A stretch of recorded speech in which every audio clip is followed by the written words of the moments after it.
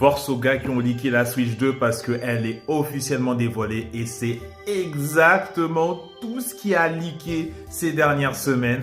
J'ose même pas imaginer le contre-coup. Enfin bref, une raison de célébrer Nintendo. Une nouvelle fois, la Switch 2 a enfin été dévoilée et ça fait plaisir de savoir qu'elle va arriver en 2025. Enfin, normalement, si tout va bien, 2025, mais il n'y a aucune raison que ça se passe autrement. Tout le monde semble l'attendre, y compris les constructeurs de jeux vidéo, parce que proposer ces jeux sur la console portable Nintendo, c'est un must en vérité pour vendre un max, surtout pour les jeux japonais. Je pense notamment à Final Fantasy par exemple. Final Fantasy VII Remake et Rebirth auraient bien besoin de cette console pour pouvoir gonfler leurs ventes au Japon. Du coup, qu'est-ce qu'on a? L'écran plus grand, les fameux joysticks aimantés sur la console, des meilleures performances évidemment, mais en réalité on en saura beaucoup plus le 2 avril.